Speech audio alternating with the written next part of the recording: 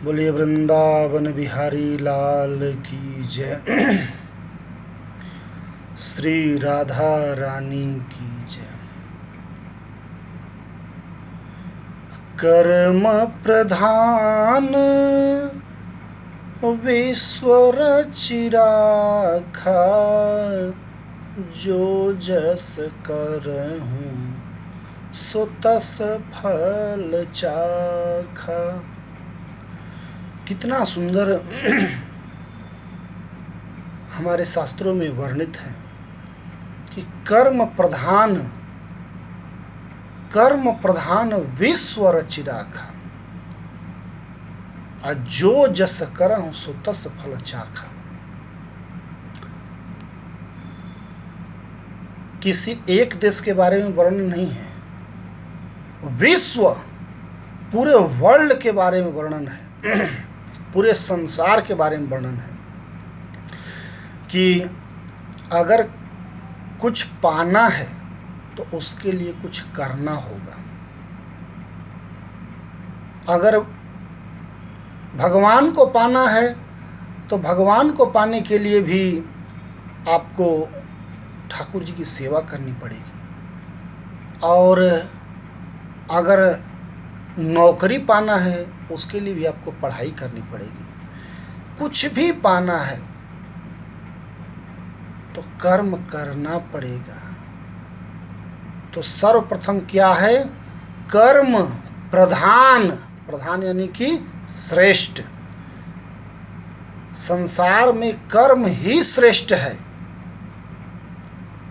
कर्म प्रधान विश्व रचि राखा, जो जस करहूँ सो तस फल चाखा। और जैसा आप कर्म करेंगे वैसा आपको स्वाद चखने को मिलेगा। अगर अच्छा मीठा डालेंगे तो अच्छा स्वाद मिलेगा, और कड़वा बनाएंगे तो कड़वा स्वाद मिलेगा। ये तो शास्त्र कह रहे हैं। आपको जैसा स्वाद लेना है, जैसा अपने जीवन में आपको आनंद लेना है, वैसा कर्म आपको करना है। अब आपको स्वयं आपको निर्णय लेना है कि कैसा स्वाद हमको लेना है। इसमें किसी को बताने की आवश्यकता नहीं है, आपको स्वयं निर्णय लेना है। जो जस करहूँ सो तस फल चाखा। अगर आप चोरी करेंगे तो डंडे आप ही के ऊपर बजेंगे, ध्यान रखिए। झूठ बोलेंगे तो उसकी सज़ा आपको ही मिलेगी। लेकिन मैं इतना तो ज़रूर कहना चाहूँगा कि कलयुग का प्रभाव है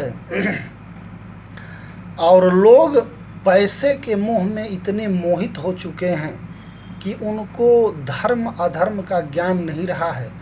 बस उनको ये है कि एक दूसरे की चुगली करने में उनको शांति मिलती है, एक दूसरे की शिकायत करने में उनको शांति मिलती है। लेकिन ये उनको नहीं पता है कि जो जस करहूँ सो तस फल चाखा। अब उसका फल जब उनको मिलेगा तो समझिए कि वो फिर रोएंगे कि मैंने कौन ऐसा कर्म किया जो कि मुझे ऐसा दंड मिल रहा है। तो मैं सभी से यही निवेदन करूँगा, सच्चाई पे रहिए, ईमानदारी पे रहिए, भगवान का नाम लेते रहिए, अच्छा कर्म कीजिए। अब इससे अच्छा सूत्र क्या होगा कि जैसा करेंगे वैसा आपको फल चखने को मिलेगा। अगर आप जितना गुड़ डालेंगे उतना स्वादिष्ट होगा, जितना मीठा डालेंगे उतना स्वादिष्ट होगा। इसी से आप सांकेतिक समझिए कि जैसा कर्म करेंगे वैसा ही आपके जीवन में आपको आनंद की अनुभूति होगी। बोलिए प्रेम से वृंदावन भी।